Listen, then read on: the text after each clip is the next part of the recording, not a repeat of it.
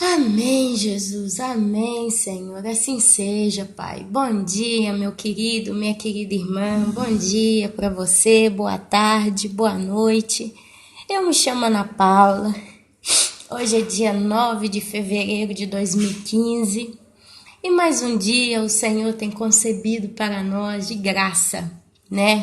Mais um dia de graça.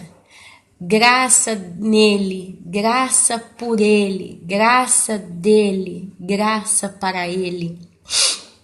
Mais um dia que você tem tempo para se arrepender, mais um dia que você tem tempo para perdoar, mais um dia em que você tem tempo para sair da sua apostasia, mais um dia em que você tem tempo para colocar basta na sua rebelião com Deus, com você mesmo, com o próximo. Mais um dia que você tem tempo, graça, né? Tempo, graça de Deus para sair fora da prostituição, do adultério, da mentira, do roubo. E por aí vai, né? Por aí vai. Mais um dia para você limpar mais as suas vestes. Graças a Deus por tudo que Ele tem feito por nós. Amados, hoje eu vou entrar no capítulo 4 de Apocalipse. Ele é um capítulo mais poético, no sentido, as palavras que a gente vai encontrar nele, o apóstolo João não tinha como dizer exatamente na língua terrena, digamos assim. João, quando ele vê o que vê no capítulo 4, ele vê os céus abertos. E ele não só vê o céu aberto, como ele vai para lá em espírito. Deus o leva a fazer uma passeada, né? Dá um passeio ali naquele ambiente. E tudo que ele vê, ele começa a descrever. Como ele não tem uma palavra exata para descrever aquilo que ele vê, ele usa figuras de linguagem. Amém? Então a gente hoje vai ver, tentar simplesmente ouvir, né, o que o amado apóstolo João deixou para nós. E vamos ver, meus queridos, o que o Espírito Santo conta. Só para recapitular, anteriormente, do capítulo 1 ao capítulo 3, no capítulo 1, Jesus se apresenta, ele diz uma palavra de saudação para João, para as igrejas, para os crentes. E logo em seguida, né, ele fala quem ele é, e aí ele entra falando para 7 igrejas, amém?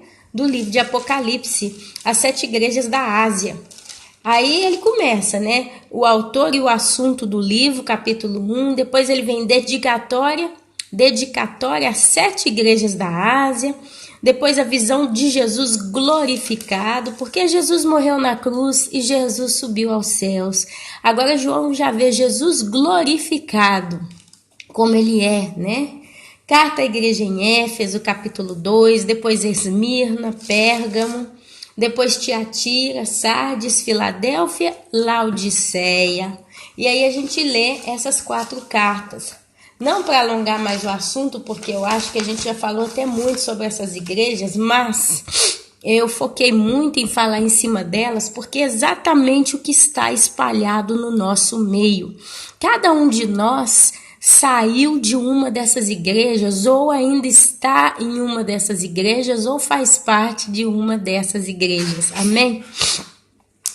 Então nós temos a primeira, que é a igreja de Éfeso, que se esqueceu do primeiro amor. Então Jesus dedica uma carta para esta igreja. Depois a igreja de Esmirna, a igreja dos mártires, totalmente dos mártires de todos os tempos. É uma igreja que Jesus simplesmente promete a coroa da vida, fala que eles não vão passar pela segunda morte, ser fiel até a morte, né? Eu também morri, estive morto e hoje estou vivo. Então é a igreja de Esmirna. Depois a terceira igreja, a igreja de Pérgamo, que é a igreja das falsas doutrinas e distorção da palavra de Deus. A gente vê isso por aí. Depois a quarta, a igreja Tiatira, em Tiatira, que eu chamei de um modo muito pessoal, da igreja dos ecumenistas. Depois nós vamos à igreja em Sardes, a cidade de Sardes, que não é uma igreja séria. É uma igreja que não leva a sério as coisas de Deus e Jesus manda eles tomarem muito cuidado. Depois a gente vê uma igreja muito vitoriosa que será guardada na hora da aprovação, que é a igreja em Filadélfia. Nessa igreja, Jesus não tem nenhuma advertência, nenhum aviso para arrependimento, ou que seja o quê, mas ele simplesmente fala que é uma igreja vitoriosa, que será guardada na hora da aprovação, porque é uma igreja que guarda a palavra de Deus e segue com seriedade e amor as coisas de Deus. Eu acredito que hoje nós estamos nessa categoria, amém?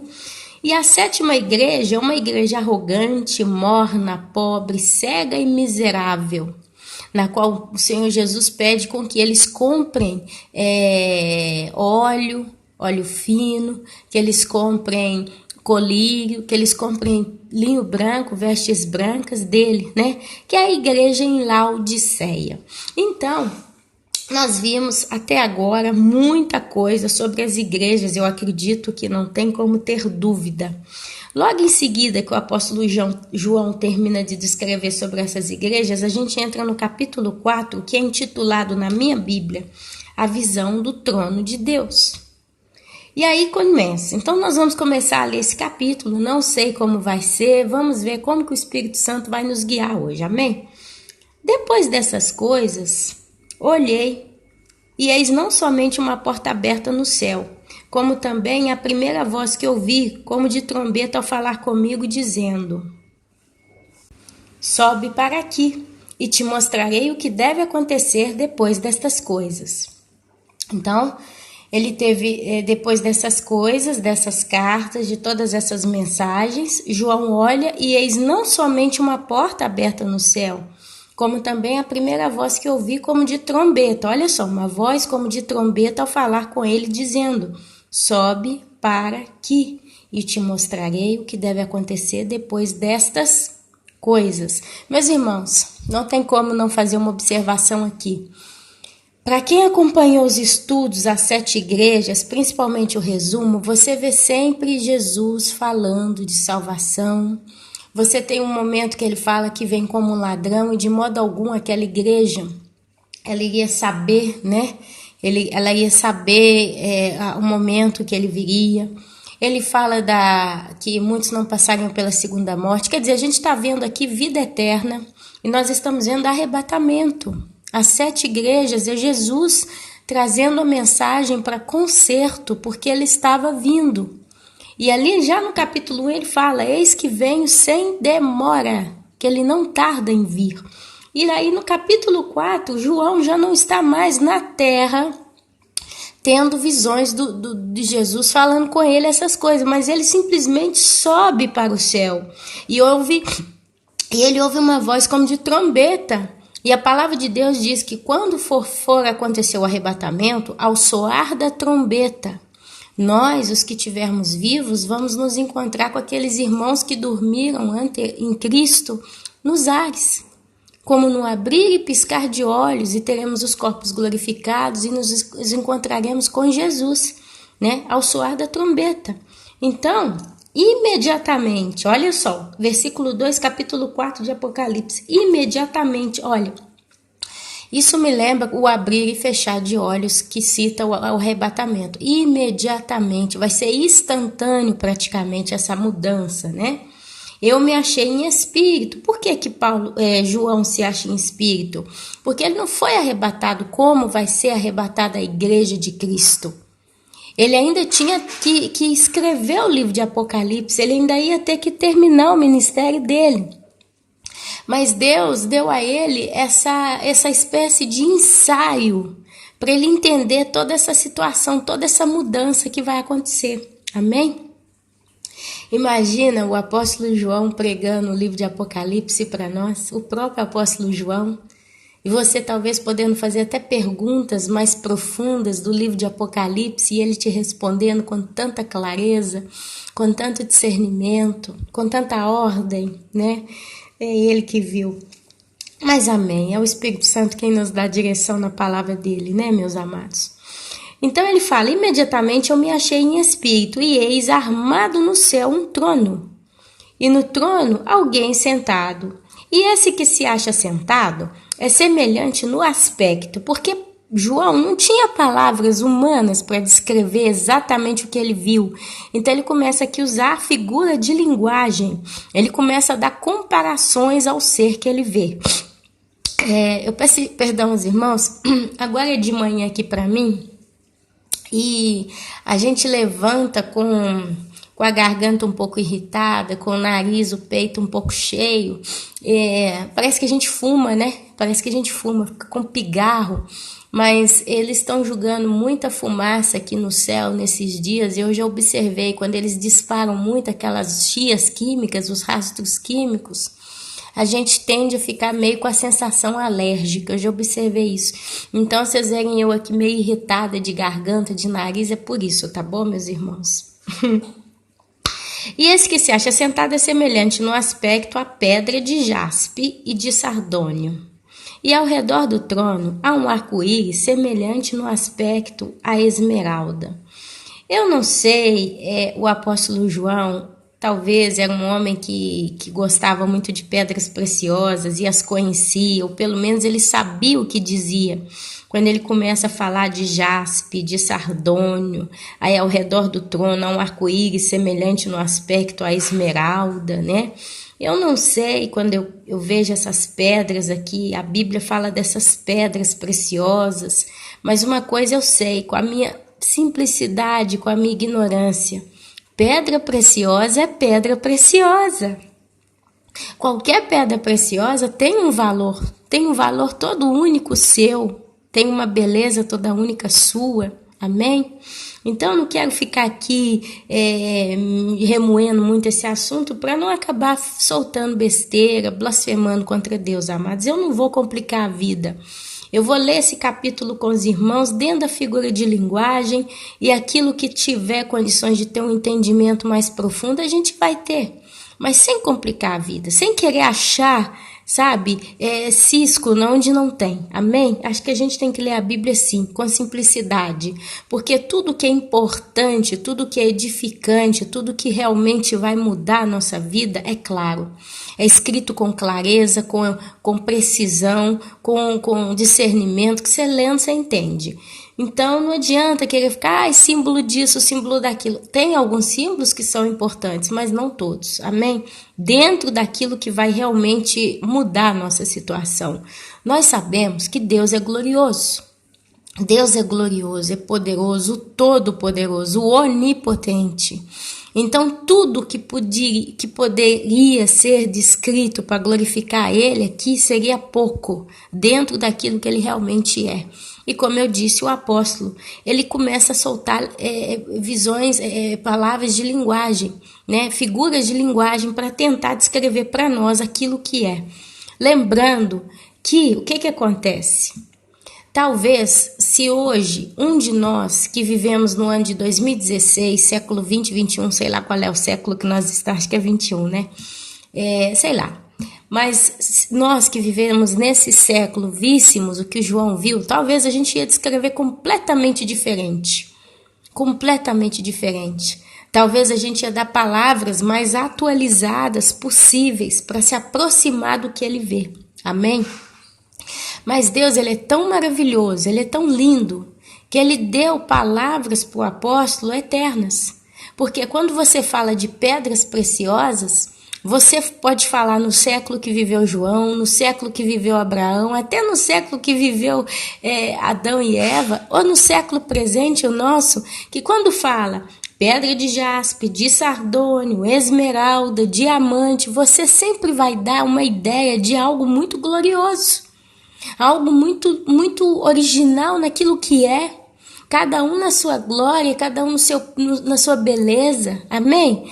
Talvez, se Deus permitisse que na época de João eles tivessem, por exemplo, a tecnologia que nós temos hoje, talvez João ia falar assim, isso aqui é um exemplo, meus irmãos, só para a gente entender como que a palavra de Deus ela é perpétua, ela é eterna, ela é viva. Talvez hoje nós iríamos falar, me achei em espírito, eis armado no céu um trono, e no trono alguém sentado. Nós não diríamos alguém sentado, a gente ia disparar direto Deus sentado. E ele parece no aspecto, aí em vez de falar de pedra de jaspe, de sardônio, talvez vocês iriam falar, ele parece com um ser glorioso que emite uma luz de LED, uma luz fosforescente, raios, como raios de raios gama, né? Talvez a gente entrar aqui, ao redor do trono, também vi 4 tronos, né? Ao redor do trono, um arco-íris semelhante no aspecto à esmeralda. Talvez você ia falar uma luz, uma luz como luz de como é que fala aquelas lanternas fortes quando eles fazem show luminotécnico, né? Esses shows aí, mega shows que eles usam luz em potência máxima, tanta luz, tanto brilho, tantos efeitos especiais. Talvez você ia começar a dar esses nomes tecnológicos para essa visão.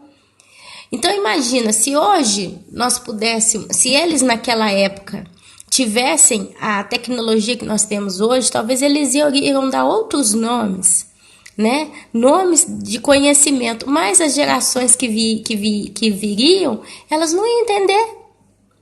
Imagina se Deus permite João descrever aquela visão com a linguagem nossa de hoje. Então, em vez de falar de pedras preciosas, ele começa a falar de espetáculo luminotécnico, espetáculo com laser, com luz de LED, com não sei o que, sabe, e tal, efeitos especiais, gelo seco que sai fumaça.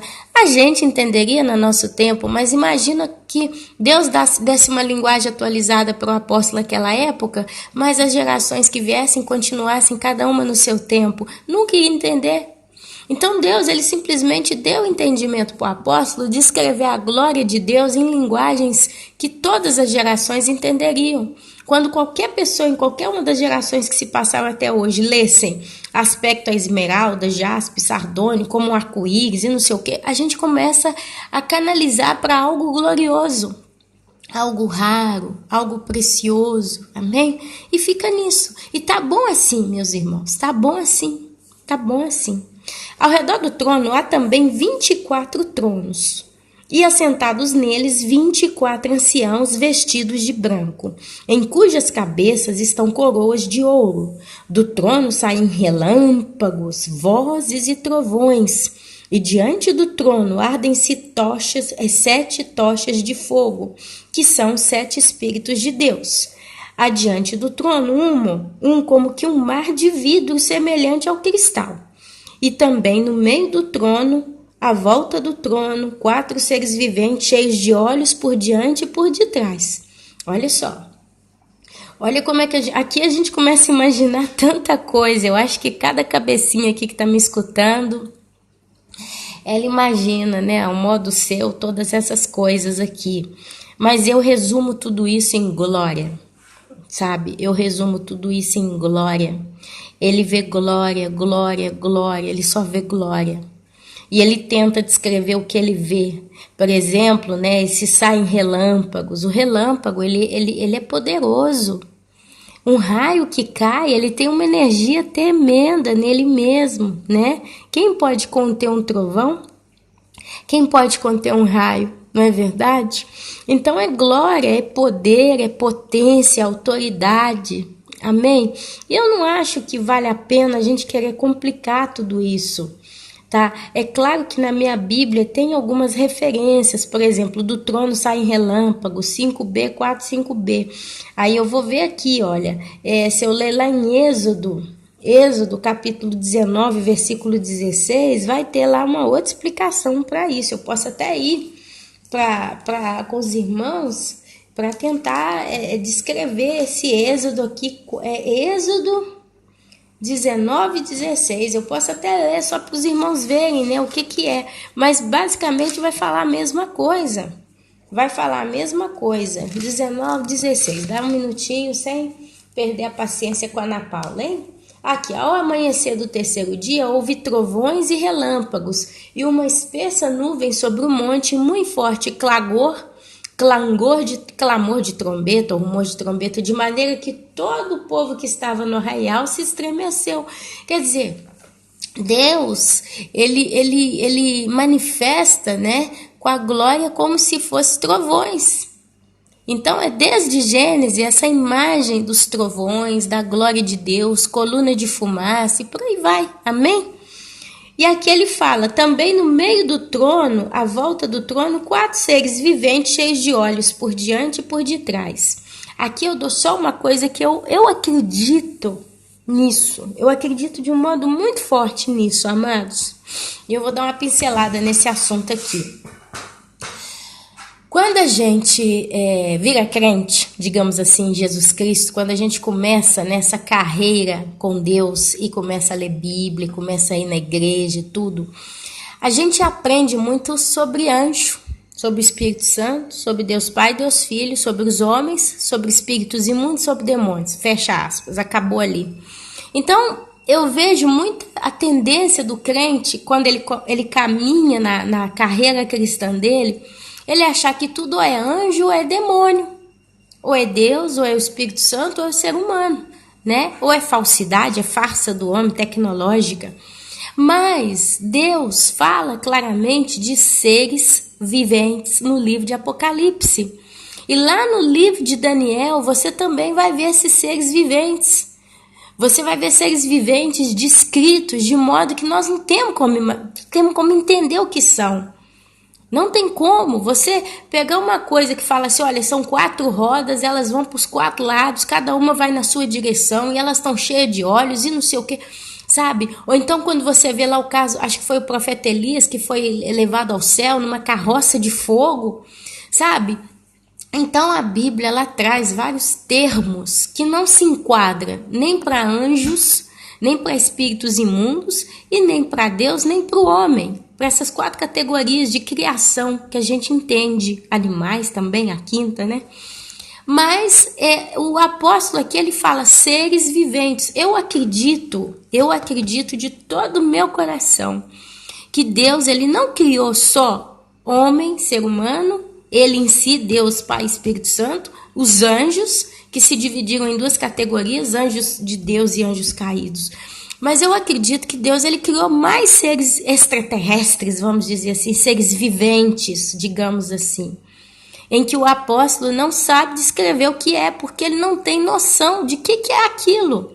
Isso não é um cachorro, isso não é um gato, isso não é um papagaio, isso não é um anjo, isso é um ser vivente, é alguma coisa que vive, é um ser que vive, e esse ser, eles são cheios de olhos por diante e por detrás.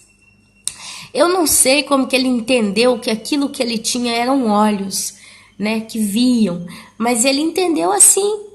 Então não tem como aqui a gente querer quebrar a cabeça, eu vou entender que esse ser vivente é não sei o que, são querubins, são anjos, são serafins. Não tem, a Bíblia não fala sobre isso. E se fala, meus irmãos, postem os textos aqui claros, que quando você lê na Bíblia seres viventes, está ali bem claro o que é. Porque os anjos, eles não são cheios de olhos por diante e por detrás. E aqui a gente ainda vai começar a aumentar o nível aqui da conversa de seres viventes. Então é aquela conversa que eu falo sempre, não vamos limitar a Deus naquilo que a gente acha que sabe. A gente simplesmente tem que deixar fluir a palavra de Deus na nossa vida, no nosso entendimento, na nossa alma. Quando ele descreve certas coisas muito loucas para o nosso entendimento, desculpa a expressão, mas é o que é, a gente simplesmente deve entender que Deus não é limitado. Olha só, em Gênesis, quando os filhos de Deus, ou os anjos de Deus caídos, viram as filhas dos homens, mulheres terrestres, eles se enamoraram delas, eles escolheram algumas delas para se casar. E geraram-se filhos com essas mulheres, os chamados Nefilins, grandes homens de sucesso, homens famosos, poderosos, grandes heróis daquelas épocas. E aí a gente entra na mitologia grega, em várias culturas, né? A gente entra em outras mitologias, a gente vê aí aeroglifos, a gente vê coisas pintadas em paredes de coisa muito antiga. Então, se criou uma raça chamada Nefilins, que a Bíblia fala só dela, Nefilins. Então, são seres criados diversamente, são além de anjo, além de ser humano. Amém? Então, eu creio, basta você olhar o planeta Terra, meus irmãos. Olha a biodiversidade que existe no planeta Terra. Se Deus, num planeta condenado por causa do pecado, e Deus já sabia que ia acontecer tudo isso, porque Ele preparou o Cordeiro de Deus antes da fundação do mundo, porque Ele já sabia que Ele ia precisar sacrificar Jesus Cristo naquela cruz. Amém? Ao ponto que Ele simplesmente escreve o nome daqueles que vão ser salvos no livro da vida antes da fundação do mundo. Então, meus amados, Deus, Ele cria. Nesse mundo caído, Ele fez tanta raça de passarinho, raça de peixe, raça de cachorro, raça de lobo, raça de urso, raça de inseto, raça de borboleta, raça de tudo. Sabe, não temos, são catálogos e catálogos e catálogos de espécies variadas de seres viventes na Terra. E ainda estão descobrindo todo dia, se descobre uma espécie nova. Muitas já foram em extinção, outras estão aparecendo por aí, muitas estão se criando com mutações genéticas. Quer dizer, é tanta coisa que a gente vê. Planta, você vê espécies de planta que nós não temos noção do número, de quantidade de plantas, ervas, árvores, frutos que a terra produz. Se Deus, num mundo que vai ser queimado, porque a Bíblia fala que esse mundo será queimado, céus e terras passarão e se fará novos céus e nova terra. Deus, ainda assim, Ele criou tudo que criou. Imagina na eternidade, imagina na glória, imagina no céu, o que não tem, meus irmãos? Nós não podemos querer taxar certas coisas que a gente lê e distinguir. Isso é isso. Mas se o próprio apóstolo João, que viu com os olhos dele e teve tanta explicação a respeito de tanto, não conseguiu descrever exatamente aquilo, quem somos nós que não vimos para descrever? Então vamos também aprender a ter essa simplicidade, simplesmente de entender dentro daquilo que a Bíblia fala. 4 seres viventes cheios de olhos por diante e por detrás. Ok? Aquilo a gente tenta imaginar na nossa cabeça, um ser vivente com esses olhos. Mas uma coisa eu acredito, meus irmãos. Tudo que está no céu deve ser muito bonito. Não tenta imaginar um monstro.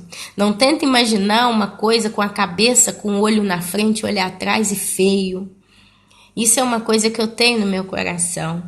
Os demônios, né? Os espíritos imundos, os monstros são horrorosos.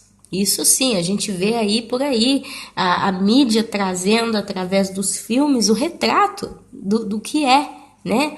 Eu não sei, o ser humano por si só, ele não ia criar tanto monstro do nada. Eu acho que isso tudo é inspirado. Eu acho que Satanás, ele inspira o homem a criar as coisas que são de lá, porque ele viu o céu, ele viu a glória de Deus, mas ele viu também a queda. Amém? Das coisas, dos anjos caídos, ele sabe o que é o inferno, ele sabe o que é o mundo espiritual. Por isso que a gente vê, por exemplo, as crianças, como que elas ficam fascinadas. Quando você põe um desenho animado, eu já vi isso várias vezes acontecendo, eu vi pessoas colocando desenhos animados, né, de fadas, de seres encantados. Aí você olha, né? Você vê unicórnio, fada, sabe? A Disney, por exemplo, ela é forte em criar essas coisas estranhas que na cabeça do ser humano normal ele não criaria de si mesmo. Adão e Eva não conseguiriam criar, acho que nem sequer um monstro, porque a imagem que eles tiveram mais próxima de Satanás foi a forma de uma serpente. Amém? Agora a gente já vê atualmente o que o homem cria, o que o homem desenha. Então o inimigo, ele inspira as pessoas, né, a criarem esses monstros, esses talvez até autorretrato de vários demônios. Então, meus amados, o céu é o contrário das trevas. Tudo que a gente vê de horrível, criado por Hollywood, todas essas coisas de monstro, todas essas coisas, no céu é o contrário. Porque é tudo com glória. a glória de Deus enche o céu, e aonde ela toca, tudo se transforma. Então eu acredito que esses 4 seres viventes aqui, cheios de olhos por diante e por detrás, ainda que para nós humanos parece uma coisa monstruosa, porque parece anormal, olho na frente, olho atrás, no céu, diante de Deus, é um ser maravilhosamente lindo, sem palavras para se descrever. Eu acredito assim, meus irmãos. Eu não creio que Deus teria ao lado dele seres horrorosos, monstros, né? Monstros gloriosos. Eu não acredito. Mas eu acredito que são seres extremamente lindos, lindos, perfeitos. E nós não temos estrutura mental para entender, visualizar isso. E sinceramente, Deus não permitiu isso ser replicado na Terra. Deus não permitiu o inimigo inspirar o homem para colocar exatamente aquilo ali na Terra. Amém? Eu creio nisso, porque Deus ele tem o controle de todas as coisas, meus irmãos. Até o que o diabo faz, ele tem que ter, de certo modo, a permissão de Deus para fazer. Ele sabe até onde ele pode fazer, até onde ele pode tocar. Então, isso são coisas minhas, é assim que eu interpreto aquilo que é grandioso demais para eu entender. Amém? O primeiro ser vivente, aí ele começa, olha só. O primeiro ser vivente, porque ele vê 4 seres viventes cheios de olhos por diante e por detrás. E agora ele começa a descrever um por um. Aí ele fala, o primeiro deles é semelhante ao leão. O segundo, semelhante ao novilho. O terceiro tem o rosto como de homem. E o quarto ser vivente é semelhante à águia quando está voando. E os 4 seres viventes, tendo cada um deles respectivamente 6 asas, estão cheios de olhos, ao redor e por dentro, não tem descanso nem dia nem de noite, proclamando: Santo, Santo, Santo. É o Senhor Deus, o Todo-Poderoso, aquele que era, aquele que há de vir. Amém? Então eu, Ana Paula, eu não ouso querer traduzir nada disso aqui ou querer passar para os irmãos o que eu entendo. Eu não quero. Aqui nós temos a lembrança da pessoa de Jesus, mas eu não estou falando que eles são Jesus. Mas Jesus é o leão da tribo de Judá. Jesus é o cordeiro, o novilho que tirou o pecado do mundo. Jesus, ele veio ao mundo como homem. E Jesus, ele voa como a águia. Amém? Mas eu não quero colocar isso aqui na pessoa de Jesus, porque aqui fala de 4 seres viventes. E eu não sei o que são. Mas eu sei que esses 4 seres viventes, eles dizem dia e noite sem cessar, sem descansar: Santo, Santo, Santo é o Senhor Deus, o Todo-Poderoso, aquele que era, que é e que há de vir. Quando esses seres viventes derem glória, honra e ações de graças ao que se encontra sentado no trono, ao que vive pelos séculos dos séculos, os 24 anciãos prostrar-se-ão diante daquele que se encontra sentado no trono. Então, quando os seres viventes derem glória, os 24 anciões se prostram diante daquele que se encontra sentado no trono. Eles adorarão o que vive pelos séculos dos séculos e depositarão as suas coroas diante do trono, proclamando: Tu és digno, Senhor, e Deus nosso, de receber a glória, a honra e o poder, porque todas as coisas Tu criaste. Sim, por causa da Tua vontade, vieram a existir e foram criadas. Ana, quem são esses 24 anciãos? Quem são? Eu já ouvi muita coisa a respeito. Mas, sinceramente, amados e amadas, o que importa para mim, Ana Paula, é que diante do trono de Deus existem 24 anciãos. E ancião na eternidade não é velho, raquítico, que não consegue caminhar. Mas eu acredito que a palavra ancião, né, ela traz maturidade. É um ser que que conseguiu chegar no ápice da sua maturidade no seu ser em si.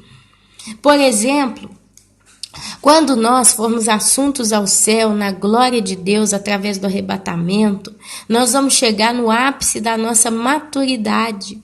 Nós vamos estar maduros. Concretamente, nós vamos ser colhidos ou recolhidos. O trigo e o joio. Não toque. Veio um maldoso, semeou joio no meio do trigo. Aí passou, acho que no dia seguinte eles viram que tinha alguém que tinha semeado joio, né? Tem a parábola do trigo e do joio. Aí os servos daquele senhor, vamos tirar tudo, vamos limpar. Aí o senhor fala, não toque, deixe que cresçam juntos, porque quando tiver maduro nós vamos separar o trigo do joio. Então, é maturidade. Então, eu acredito que esses anciãos aqui, em particular, são 24. Eles representam com certeza alguma coisa. Eles representam. Tem quem diz que eles representam os patriarcas do Velho Testamento. Aí inclui uma série de personagens que eu não vou nem ousar citar aqui para não complicar a minha vida. E depois outros 12, né, que 24 dividido por 2, 12, e os outros 12 apóstolos. Eu não sei porque que nós temos o próprio apóstolo João visualizando 24 anciãos. Então, se eram apóstolos, provavelmente João se visualizou já ancião ali diante daquele trono. Então eu acho que não adianta a gente querer acertar, querer chutar, querer definir, querer falar é isso ou é aquilo, porque são assuntos celestiais. E aqui Deus permite para nós simplesmente ter uma ideia daquilo que era a glória, aquele momento ali. Amém, amados? Amém? Então eu, Ana Paula, aqui nesse caso, eu paro, eu não vou mais além. Eu vou além naquilo que eu praticamente tenho certeza, eu posso falar isso desse modo, porque é isso, esse é o entendimento. Mas quando eu entrar no Apocalipse, em situações muito fora da minha realidade, do meu entendimento e compreensão, eu não vou mexer. Sabe por quê? Eu vou só concluir com esse assunto. Olha só. Tem certos assuntos na Bíblia, e eu falo isso com muita tranquilidade agora, tem alguns irmãos que ficam me pedindo, fala sobre isso, faz um vídeo sobre não sei o que, faz um vídeo, são vários irmãos que vira e mexe e me pede, faz um vídeo sobre não sei o que, faz um vídeo sobre isso, faz um vídeo sobre... Meus irmãos, eu vou falar para vocês aqui de uma vez só isso, esse faz um vídeo A, faz um vídeo B, ou faz um vídeo C. Tem certos assuntos que a gente, às vezes eu convivo com certos irmãos, acontecem certas situações, às vezes eu escuto certas coisas pela internet, como foi o caso que eu preguei agora, Deus não vai sarar o Brasil, porque eu escutei esse pastor pregando uma coisa que não tem fundamento para os nossos dias atuais. Então, às vezes, né, se geram vídeos, igual o vídeo das crianças, né? São situações que eu vou vivendo no meu dia a dia com alguns irmãos, ou naquilo que eu recebo, ou naquilo que eu vejo, que eu sinto no meu coração uma necessidade de falar sobre aquilo, abrangendo através de um vídeo, porque é coisa que edifica. Vai edificar. Tem vários irmãos que têm filhos, então tem muita gente preocupada. Poxa, mas meu filho está com 9 anos, então ele vai para o inferno, ele vai ficar na grande tribulação, ele não aceitou Jesus, ele perdeu a inocência, ou ele não tem mais a inocência, mas às vezes a criança é inocente, você está vendo que é, mas a idade dela é como um reloginho, né? Então está com 9 anos, 7 anos, 8 anos, não tem mais inocência, etc. Então são assuntos que, sabe, quando a pessoa escuta a luz da palavra de Deus, ela calma o coração. Ela calma. E ali ela se endireita, às vezes ela estava se comportando mal, ela estava fazendo errado, estava talvez deixando o filho ver uma coisa que não podia na televisão, por exemplo, né? Ou então essa promessa, se Deus, né, se o meu povo que se chama pelo meu nome, se humilhar e tá. Então, se você coloca a realidade na frente de quem quer ouvir, aquela pessoa não vai mais orar pedindo a Deus que arrependa o Brasil, traga arrependimento sobre o povo brasileiro, mas ele vai pedir redenção, salvação das almas que estão para serem salvas, misericórdia, pedir edificação para si mesmo, santidade, para que esteja preparado para o grande dia. Então a gente, dependendo do que posta, é para edificar, meu irmão, minha irmã. Não adianta eu fazer um vídeo em cima de um tema que não traz na prática nada para nós. Então, meus queridos, o mesmo é a Bíblia para mim. Tem temas na Bíblia, tem coisas na Bíblia que por exemplo, agora vamos começar a destrinchar os seres viventes. Aí vamos lá no livro tal, vamos buscar não sei aonde. Olha, papapá. Sabe, Ana Paula, eu tenho muito temor e respeito em tocar nas coisas de Deus. E se Deus não me dá um entendimento para mim e me dá aquilo e me fala, olha, isso vai te edificar e vai edificar os irmãos na prática, para o arrebatamento, para o tempo que nós estamos, isso vai crescer, vai ajudar a igreja a amadurecer, por que eu vou falar? Por que eu vou ficar aqui destrinchando abacaxi com os irmãos? Entendeu? Então, meus queridos, minhas queridas, as coisas que a gente consegue destrinchar na palavra de Deus, que por si só se explica, é para edificar. E você, na sua vida cotidiana da leitura, você vai começar a sentir isso. Vai ter coisa que você vai ler na Bíblia, aquilo vai entrar com um entendimento tão profundo no seu coração, você vai ter os olhos tão abertos lendo aquilo, você vai compreender e você vai ver aquilo caindo assim como uma luva para você, que aquilo ali não existe nenhuma contradição, entendeu? Se você está levando a vida realmente de santidade, porque se você está levando a vida de pecado, na iniquidade, na rebelião, o Satanás, ele pode também te trazer textos bíblicos que você distorce, ou o próprio Deus pode permitir o espírito de engano agindo na sua Bíblia, na tua vida. Eu estou falando de quem realmente está combatendo o bom combate, procurando com todas as forças se santificar. Não é fácil. Mas é quem tem o coração realmente no altar do Senhor disposto. Amém? Então o Espírito Santo ele vai te edificar. Mas tem coisas que Deus ele deixa ali para a gente ter uma ideia daquilo que é glória. E talvez ele deixe a gente também com uma pulguinha atrás da orelha, com aquela pontinha de curiosidade. Como é que será o céu? Como é que é esse negócio desse mar de vidro? Seres viventes, não sei o quê. Então a cabeça da gente entra em tilt, né? Entra em pira completamente, mas eu acredito que é de propósito, é para gerar no nosso coração realmente um desejo de conhecer o céu, de ir para a glória de Deus, de ver a Deus, as coisas de Deus, amém? Então, amados, no livro de Apocalipse, eu, Ana Paula, só vou entrar a fundo naquilo que traz edificação para nós. Saber como são esses 4 seres viventes aqui não vai mudar nada na nossa vida. Não vai mudar nada na prática. Se eu falar, esses seres viventes são isso, porque aí eu começo a achar um monte de texto bíblico aqui para explicar o pé da letra e a gente começa a ter um entendimento na sua vida prática de santidade. O que vai aumentar ou diminuir? Entendeu? Deus sabe que nós somos curiosos. Deus sabe que muitos gostam de dar o chute, né? Chuta daqui, chuta dali. Mas tem também aqueles que têm discernimento para aquele assunto. Eu vejo uma coisa. Eu vejo que Deus, ele traz o discernimento para qualquer assunto bíblico, tá? Eu não estou aqui limitando a texto A vai bem, texto B não vai bem, não. Deus, ele traz o discernimento ele pode trazer o discernimento para uma outra pessoa, para um pregador, para um pastor, de quem são esses 4 seres viventes, e em cima disso trazer uma mensagem de edificação tremenda. Mas eu aprendi uma outra coisa. Deus, ele dá segundo a necessidade.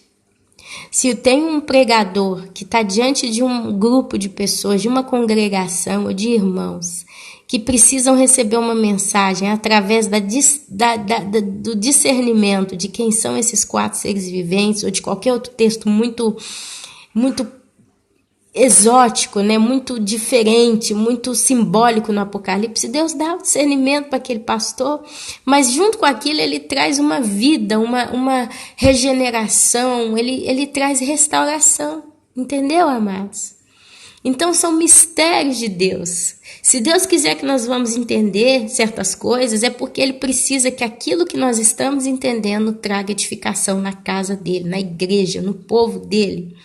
Se Ele não traz um discernimento concreto, preciso, polido, é porque aquilo, naquele momento, pelo menos naquela ocasião, não vai fazer diferença. Não vai fazer de você mais santo. Amém? Vai fazer de você mais curioso, porque fica a pontinha sempre atrás da orelha, né? A pulguinha. Mas amém. Ok, meus amados?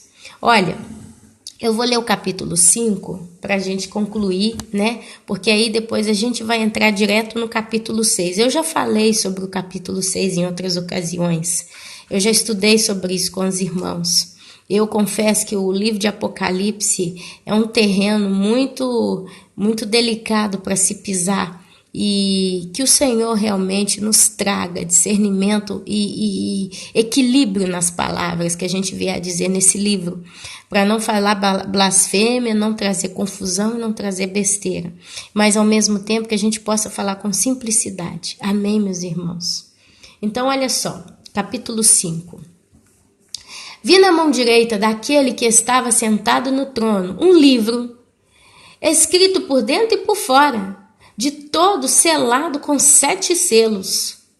Vi também um anjo, olha aqui ele já fala de anjo, olha, ele não fala de ser vivente, aqui ele fala claramente, vi também um anjo forte, que proclamava em grande voz, quem é digno de abrir o livro e lhe desatar os selos? Ora, nem no céu, nem sobre a terra, nem debaixo da terra, ninguém podia abrir o livro, nem mesmo olhar para ele. E eu, João, eu chorava muito, porque ninguém foi achado digno de abrir o livro, nem mesmo de olhar para ele. Todavia, um dos anciãos me disse, não chores, eis que o leão da tribo de Judá, a raiz de Davi, ele venceu para abrir o livro e os 7 selos. Então eu vi no meio do trono e dos 4 seres viventes e entre os anciãos, de pé, um cordeiro, oh glória, como tendo sido morto. Ele tinha 7 chifres, ó Jesus, bem como 7 olhos, que são os 7 Espíritos de Deus enviados por toda a terra.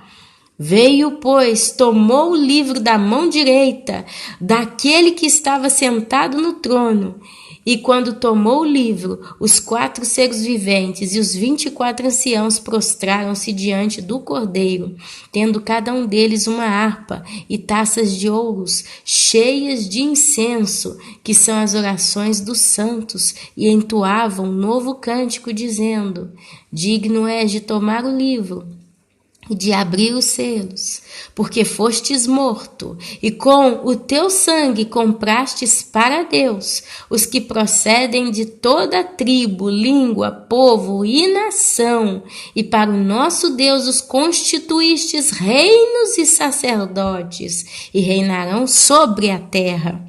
Vi e ouvi uma voz de muitos anjos ao redor do trono, dos seres viventes e dos anciãos, cujo número era de milhões e de milhares, proclamando em grande voz, dizendo, aqui eram anjos ao redor do trono, em milhões, em milhares de milhares, diziam, digno é o Cordeiro que foi morto, de receber o poder e riqueza e sabedoria e força e honra e glória e louvor.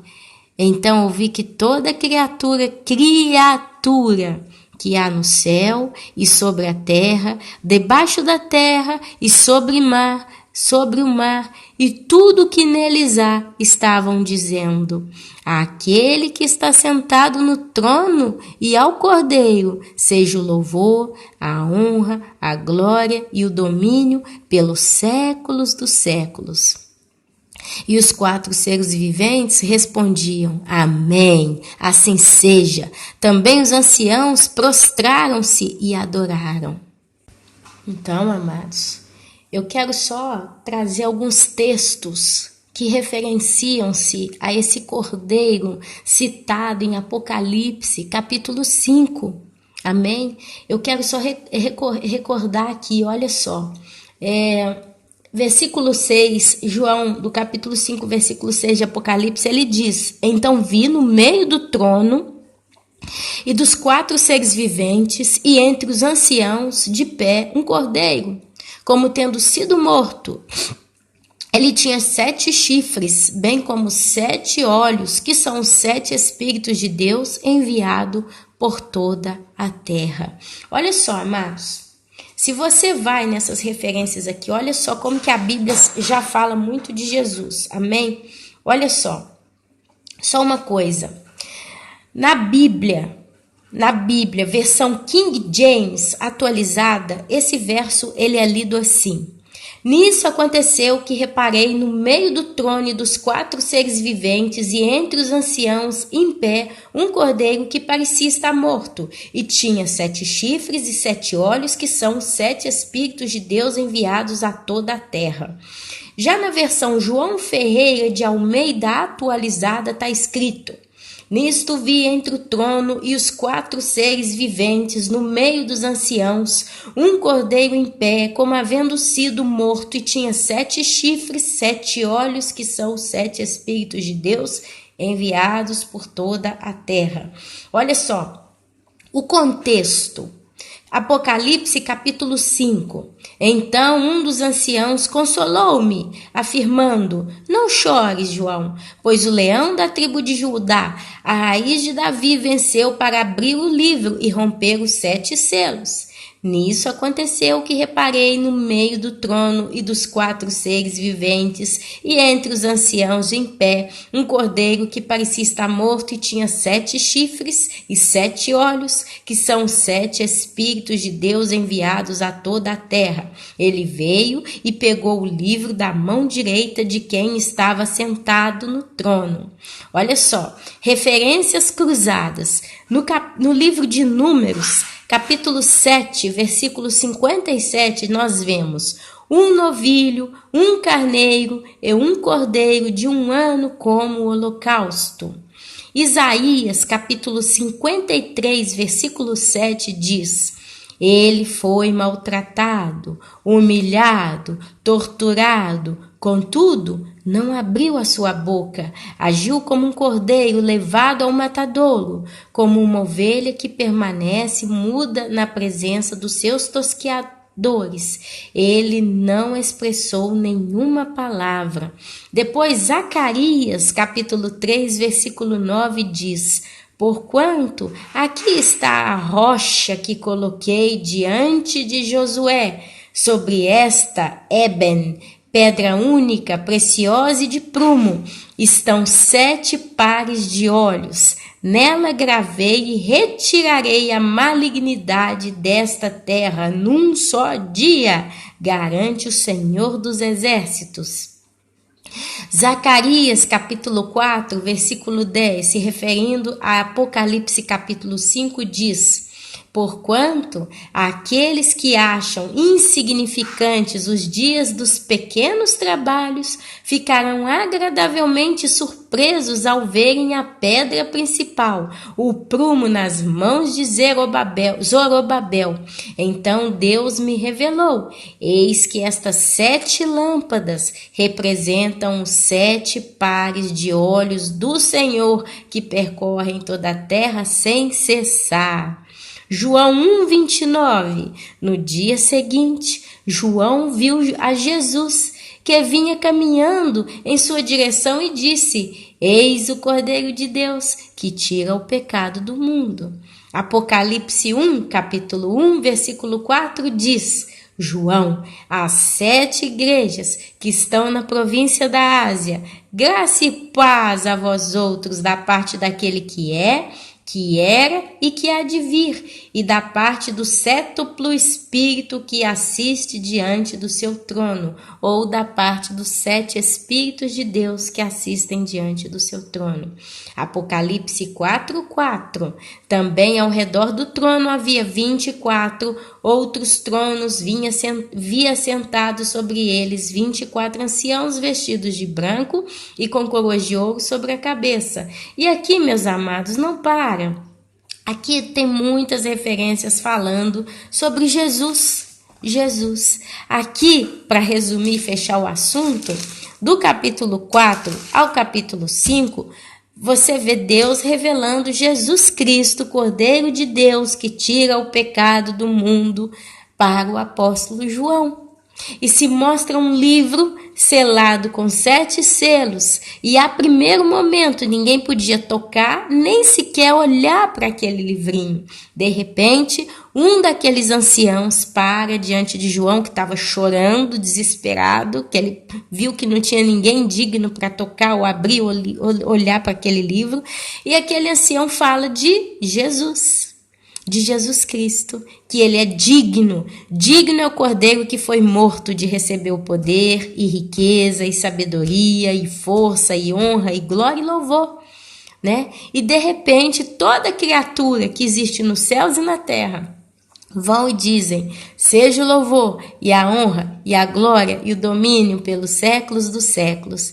E então, no capítulo 6, que nós vamos ver na próxima sentada aqui para estudar, né, a palavra de Deus, o Cordeiro de Deus abre os selos. É onde a gente vai entrar nos chamados selos. Os 7 o Cordeiro abre os selos. O primeiro, o segundo selo, o terceiro, o quarto, o quinto, o sexto e o 7º selo. Amém? Amados, então é isso que eu tinha para dizer no dia de hoje. Amém? Espero que o que nós falamos aqui hoje possa acalmar o coração daqueles que têm medo de ler o livro de Apocalipse. Amém?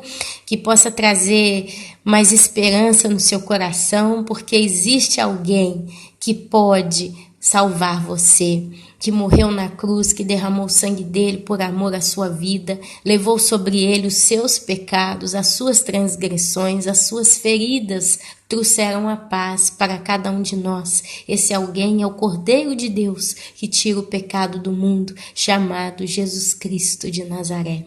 Meu querido, minha querida, se você está ouvindo esse vídeo pela primeira vez e a sua vida ainda não foi realmente entregue nas mãos do Cordeiro de Deus, no sentido em que você ainda não fez uma oração falando: Senhor Jesus, eu vejo que tu és digno, que tu fostes morto, então tu és digno de receber o poder, a riqueza, a sabedoria, a força, a honra, a glória e louvor.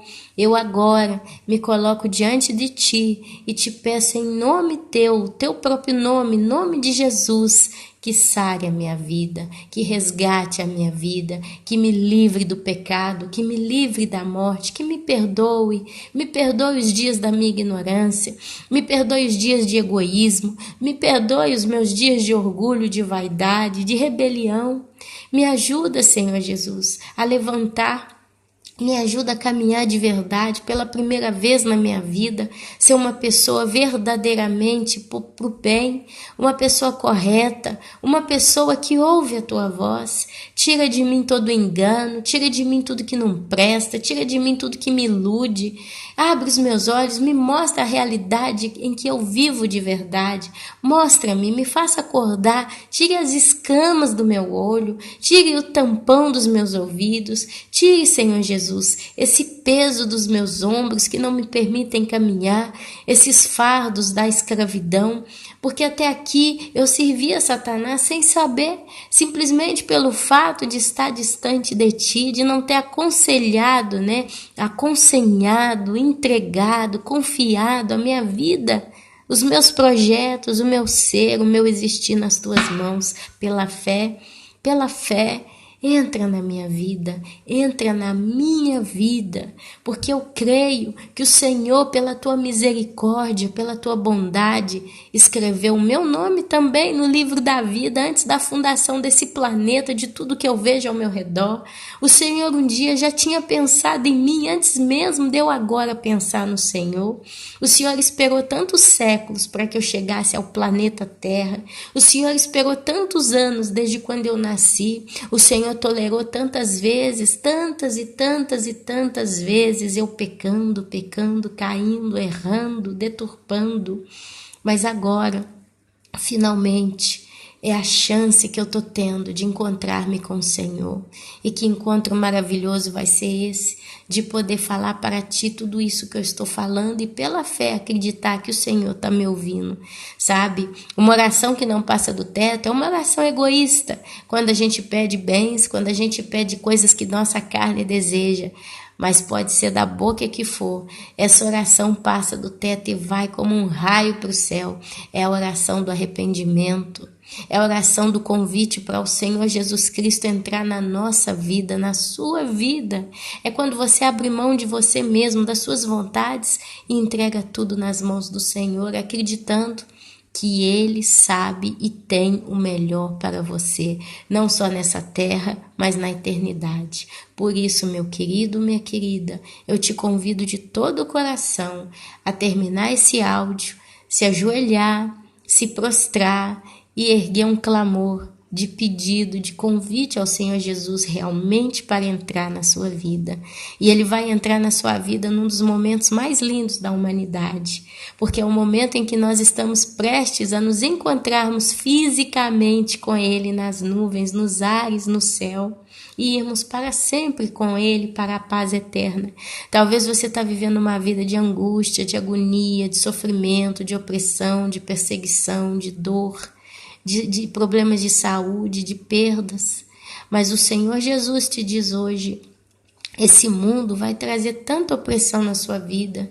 Nesse mundo tereis opressões, sereis oprimidos, mas eu venci o mundo. E se Jesus venceu o mundo, e olha que quando a gente fala do mundo, a gente está falando de Satanás, nós estamos falando dos principados, das potestades, dos demônios, dos homens malignos, dos homens que odeiam a Deus, de um sistema político corrupto, de um sistema de governo, de um sistema de polícia, de um sistema econômico, em que você pode fazer o melhor que você pode fazer, que você sabe. Você não vai conseguir vencer o mundo, porque esse mundo não tem nada de vitorioso para te oferecer de verdade, a não ser a morte e o inferno.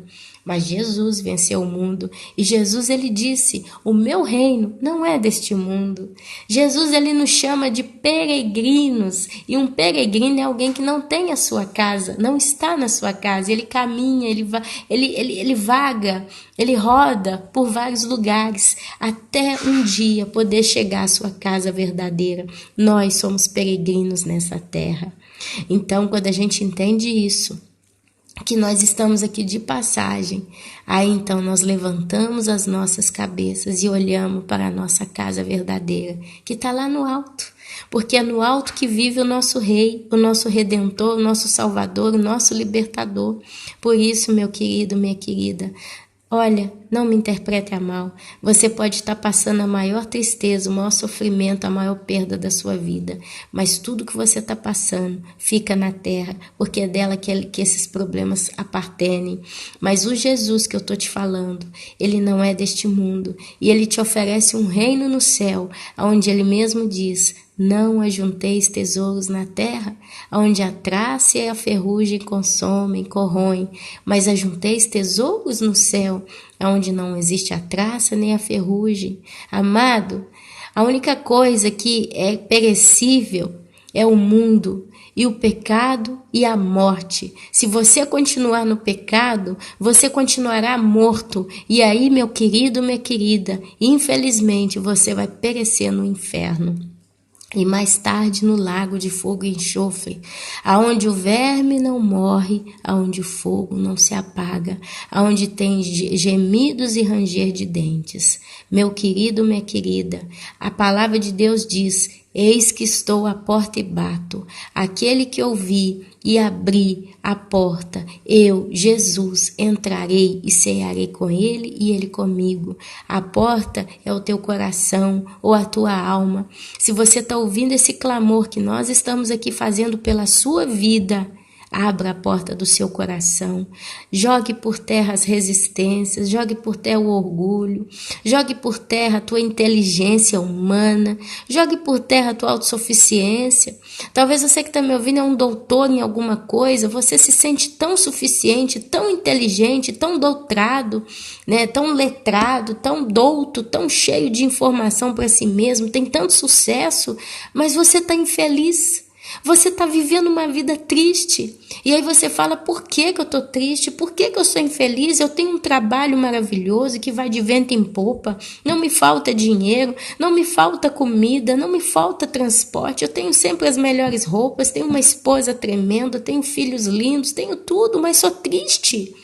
Sou triste, eu não consigo entender por que eu estou triste. Porque esse local triste no teu coração, na tua alma, é o vazio que está, porque não está preenchido pela pessoa do Espírito Santo. Enquanto dentro do teu coração não tem o Espírito Santo, você vai ser sempre triste, não vai saber por quê. Até o dia que o próprio Deus te diz, eis que você está triste porque eu não estou em você. Porque não estou com você. Porque você não está comigo. Então, eis que estou à porta e bato. Se você hoje abrir a porta do teu coração, a palavra de Deus diz que Jesus ele vai entrar através do Espírito Santo e ele vai ceiar com você e você vai ceiar com ele. Ele não está te prometendo só um prato de mexido, uma rodada de távola calda, mas ele está te prometendo um banquete, uma ceia. Nós que entregamos a nossa vida para Jesus, nós vivemos uma ceia constante com Ele. Essa ceia que nós vivemos é o maná da palavra de cada dia que Ele nos dá. É a instrução, é a sabedoria, é o consolo. Ainda que nós sofremos, às vezes você está sofrendo, não sabe por quê. Quantos de nós sofremos e sabemos por quê? Às vezes nós temos pessoas com problemas seríssimos de saúde, estão morrendo, pessoas tendo problemas econômicos, ataques do inimigo e por aí vai, tanta coisa acontecendo. Mas nós temos Jesus, porque nós abrimos a porta do nosso coração e Ele entrou. E quando a gente está em lágrimas por causa das intempéries da vida, a gente abre a santa palavra de Deus e o Espírito Santo ceia com nós, nos trazendo consolo, nos trazendo o conforto, nos trazendo o bom conselho, nos trazendo a calma, nos trazendo realmente um discernimento sobrenatural a cada dia. Meu querido, minha querida, creia, Jesus está voltando. Não teria momento mais lindo para aceitar Jesus de todo o coração do que esse, porque o tempo está terminando. Essa mensagem que você está ouvindo, ou a Bíblia que talvez você tenha na sua casa, ou alguém que ainda está falando de Deus para você, isso tudo está para acabar, porque nós ainda vivemos num tempo maravilhoso chamado tempo da graça. Mas a Bíblia diz que esse tempo vai acabar. É a chamada dispensação. E nós estamos na dispensação da graça de Deus sobre a humanidade. Ela é a base da salvação pelo sangue de Jesus Cristo, não pelas nossas obras, não porque nós merecemos, mas porque Ele morreu na cruz e levou sobre si as nossas transgressões. Jesus, a ponto que Deus, quando olha para você, uma vez que você entregou a sua vida no altar do Senhor, Deus olha para você, Ele não vê mais você sujo, cheio de pecado, cheio de transgressão e de mentira, mas Ele vê um sangue que te cobre, e não é um sangue qualquer, não é um sangue de morte ou de ferida, mas é um sangue de vida, é um sangue de vida. Então, Ele olha para você e fala, esse está justificado pelo sangue do meu Filho, santo, único, excelso, o meu Filho, Cordeiro, aquele que merece todo louvor, toda honra, toda glória e o domínio pelos séculos dos séculos. Eis que estou à porta e bato. Aquele que abrir, ouvi e abri, eu entrarei e cearei com ele e ele comigo. Amado, amada, venha fazer parte dessa ceia.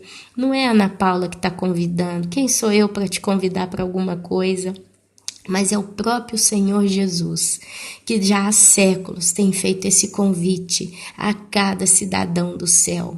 Quantos de nós recebemos esse convite e hoje a gente passa essa ideia para frente, porque é a melhor coisa que poderia acontecer na sua vida. Amém? Que o Senhor Jesus, meus irmãos, abençoe a cada um de vocês, que Ele realmente encha a vida de vocês de graça, ainda dentro desse momento que nós temos a opção de recebê-la. Que o Senhor Jesus abençoe a todos. Amém, amém e amém.